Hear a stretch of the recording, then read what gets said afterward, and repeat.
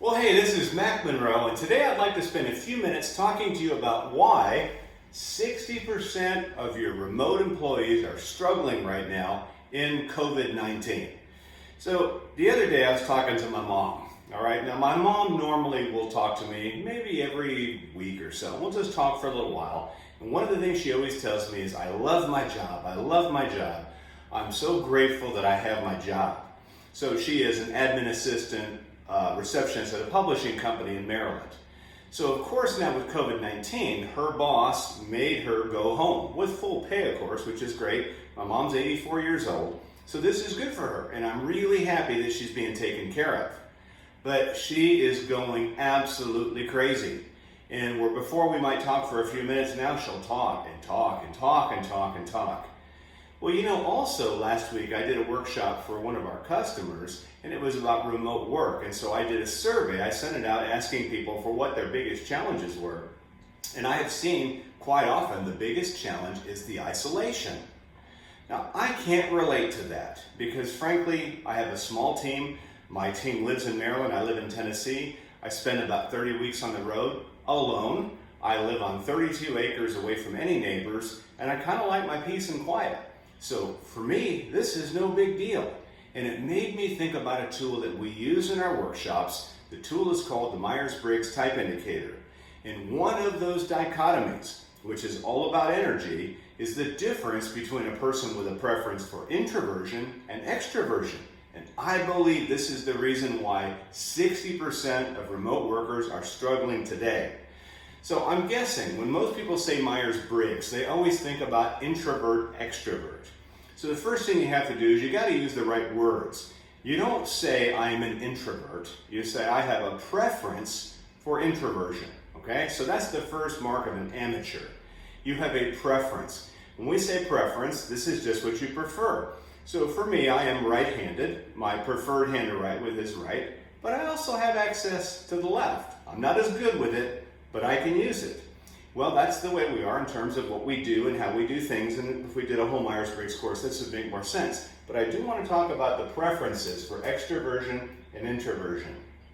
All right, first of all, this is all about energy. It has nothing to do with being shy, with being outgoing, outspoken. It all has to do with energy. So what things get you pumped up and what things wear you down? Well, why don't we start with people that have a preference for extroversion? Now for them, what gets them pumped up is people. They like to be around people. People energize them. So maybe we look at activities, you could be in the office and you have a neighbor who has a preference for extroversion. Often they'll come to your office just to talk about ideas. And that's what's interesting about people that have this preference. They tend to speak to think, which means you're thinking here, but it's coming out right here.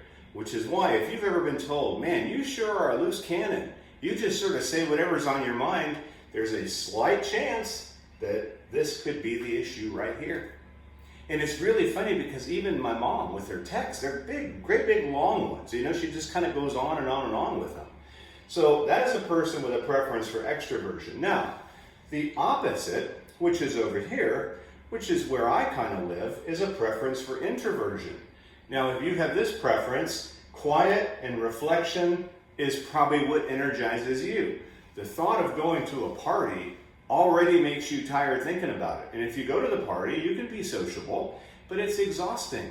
So like for me, with a preference for introversion, when I'm up doing an all-day workshop, at the end of the day, I'm exhausted. It's not that I don't like people.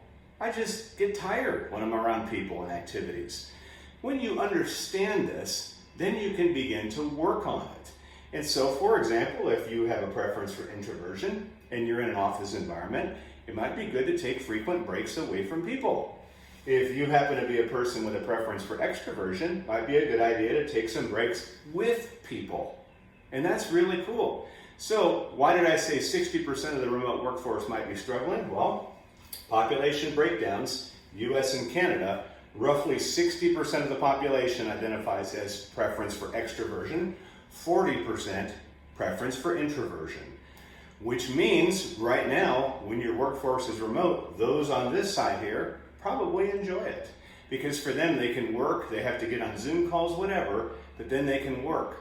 But I'm telling you what, people like this are going nuts right now.